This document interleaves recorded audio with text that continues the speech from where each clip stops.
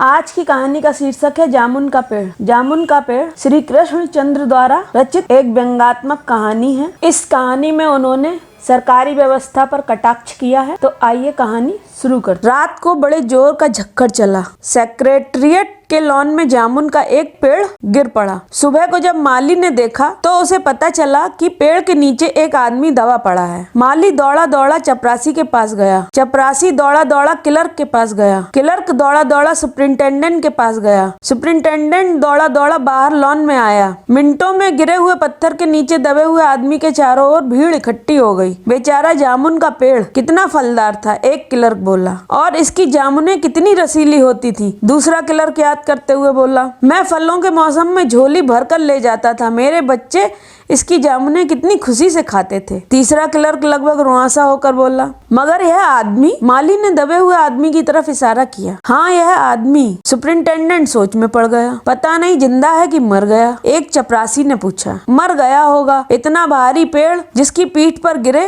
वह बच कैसे सकता है? दूसरा चपरासी बोला, नहीं, मैं जिंदा हूँ। दबे हुए आदमी ने बड़ी कठिनता से कराहते हुए कहा, जिंदा है? एक क्लर्क ने ताज्जुब से कहा। पेड़ को हटाकर इसे जल्दी से निकाल लेना चाहिए, माली ने सुझाव दिया। मुश्किल मालूम होता है, एक सुस्त, कामचोर और मोटा चपरासी बोला। पेड़ का तना बहुत मोटा और वजनी है। क्या मुश्किल है? माली बोला। अगर सुपरिंटेंडेंट साहब हुक्म दे तो अभी 15-20 माली, चपरासी और क्लर्क लगाकर दबे हुए आदमी को निकाला जा सकता है। माली ठीक कहता। बहुत से क्लर्क एक साथ बोल पड़े, लगाओ जोर, हम तैयार हैं। एक साथ बहुत से लोग पेड़ को उठाने को तैयार हो गए। ठहरो, सुपरिंटेंडेंट बोला, मैं अंडर सेक्रेटरी से पूछ लूं। सुपरिंटेंडेंट अंडर सेक्रेटरी के पास गया। अंडर सेक्रेटरी डिप्टी सेक्रेटरी के पास गया। डिप्टी सेक्रेटरी ज्वाइंट सेक्रेटरी के पास गया। ज्वाइंट सेक्रेटरी चीफ सेक्रेटरी के पास गया। चीफ सेक्रेटरी मिनिस्टर के पास गया। मिनिस्टर ने चीफ सेक्रेटरी से कुछ कहा। चीफ सेक्रेटरी ने ज्वाइंट सेक्रेटरी से कुछ कहा। ज्वाइंट सेक्रेटरी ने डिप्टी सेक्रेटरी से कहा। डिप्टी सेक्रेटरी ने अंडर सेक्रेटरी से कहा। फाइल चलती रही।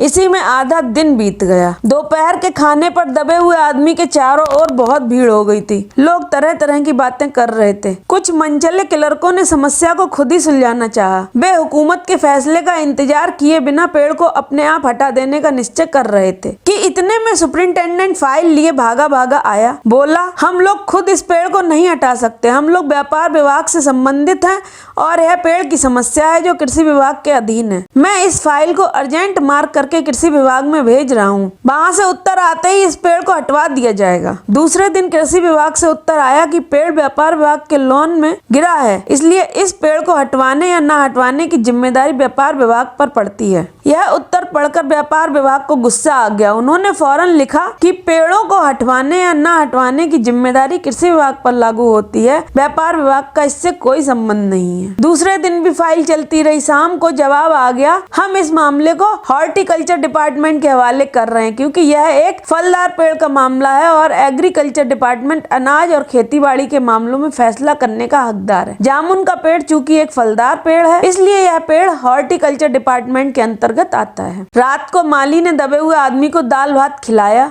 जबकि उसके चारों तरफ पुलिस का पहरा था कि कहीं लोग कानून को अपने हाथ में लेकर पेड़ को खुद ही हटाने की कोशिश ना करें। मगर एक पुलिस कांस्टेबल को दया आ गई और उसने माली को दबे हुए आदमी को खाना खिलाने की इजाजत दे दी। माली ने दबे हुए आदमी से कहा, तुम्हारी फाइल चल रही है, उम्मीद है कल तक फैसला हो जाएगा। दबा हुआ आदमी कुछ नहीं बोला। माली ने फिर कहा, तुम्हारा यहाँ कोई वारिस है तो मुझे उसका अता पता बताओ, मैं उन्हें खबर देने की कोशिश करूंगा। मैं लावारिस हूँ, दबे हुए आदमी ने बड़ी मुश्किल से कहा। माली खेद प्रकट करता हुआ वहाँ से हट गया। तीसरे दिन हॉर्टिकल्चर डिपार्टमेंट से जवाब आ गया। बड़ा कड़ा जवाब था और व्यंग्यपूर्ण। हॉर्टिकल्चर डिपार्टमेंट का सेक्रेटरी साहित्य प्रेमी आदमी जान पड़ता था। उसने लिखा था, आश्चर्य है, इस समय जब हम पेड़ लगाओ स्कीम ऊंचे स्तर पर चला रहे हैं, हमारे देश में ऐसे सरकारी अफसर मौजूद हैं जो पेड़ों को काटने का सुझाव देते हैं, और वह भी एक फलदार पेड़ को, और वह भी जामुन के पेड़ को, जिसके फल जनता बड़े चाव से खाती है। हमारा विभाग विभाग किसी हालात में इस फलदार वृक्ष को काटने की इजाजत नहीं दे सकता। अब क्या किया जाए? इस पर एक मनचले ने कहा, अगर पेड़ काटा नहीं जा सकता तो इस आदमी को ही काट कर निकाल लिया जाए। यह देखिए, उस आदमी ने इशारे से बताया, अगर इस आदमी को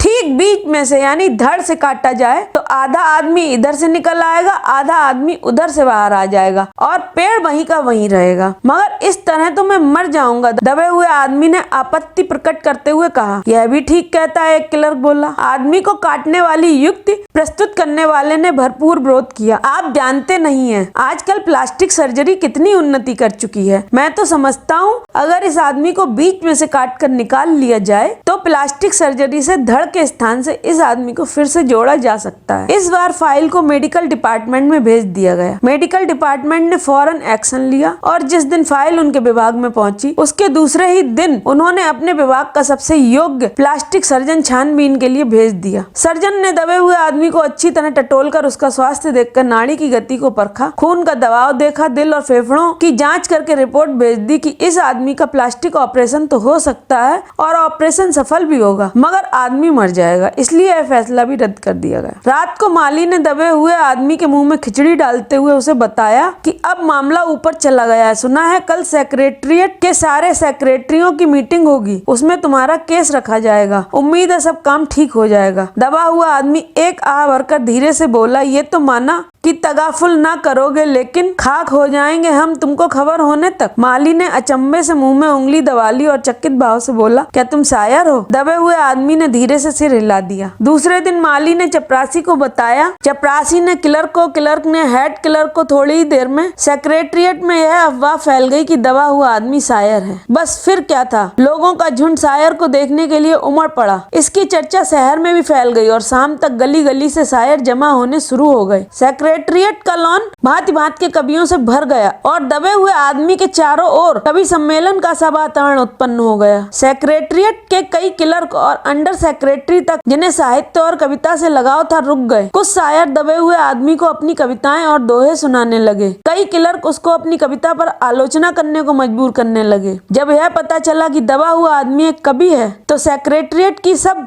कमेटी ने फैसला लिया कि चूंकि दबा हुआ आदमी एक कवि है इसलिए इस फाइल का संबंध न एग्रीकल्चर डिपार्टमेंट से है न हॉर्टिकल्चर डिपार्टमेंट से, बल्कि सिर्फ कल्चरल डिपार्टमेंट से है। कल्चरल डिपार्टमेंट से अनुरोध किया गया कि जल्द से जल्द मामले का फैसला करके अभागे कवि को इस फलदार पेड़ से छुटकारा दिलाया जाए। फाइल कल्चरल डिपार्टमेंट के अनेकों विभागों से गुजरती हुई साहित्य अकादमी के सेक्रेटरी के पास पहुंची। बेचारा सेक्रेटरी उसी समय अपनी गाड़ी में सवार होकर सेक्रेटरिएट पहुंचा और दबे हुए आदमी से इंटरव्यू लेने लगा। तुम कवि हो? उसने पूछा। जी हाँ, दबे हुए आदमी ने जवाब दिया। किस उपनाम से शोभित हो? ओस।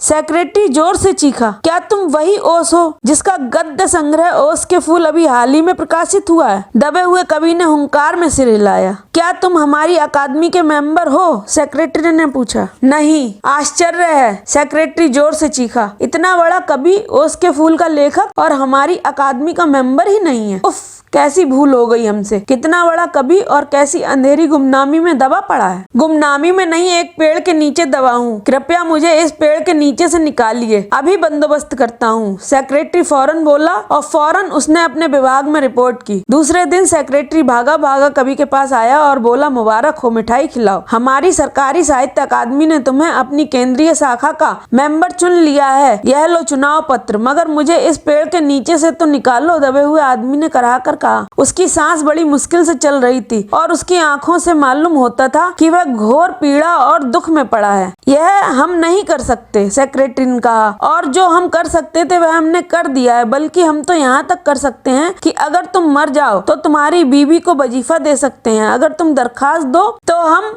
वह भी कर सकते हैं। मैं अभी जीवित हूँ। कभी रुक रुक कर बोला, मुझे जिंदा रखो। मुसीबत यह है, सरकारी साहित्य अकादमी का सेक्रेटरी हाथ मलते हुए बोला, हमारा विभाग सिर्फ कल्चर से संबंधित है। पेड़ काटने का मामला कलम दवात से नहीं, आरी कुल्हाड़ी से संबंधित है। उसके लिए हमने फॉरेस्ट डिपार्टमेंट को लिख दिया है, अर्जेंट लिखा है। शाम को माली ने आकर दबे हुए आदमी को बताया, कल फॉरेस्ट डिपार्टमेंट के आदमी आकर इस पेड़ को काट देंगे और तुम्हारी जान बच जाएगी। माली बहुत खुश था। दबे हुए आदमी का स्वास्थ्य जवाब दे रहा था, मगर वह किसी न किसी तरह अपने जीवन के लिए लड़े जा रहा था।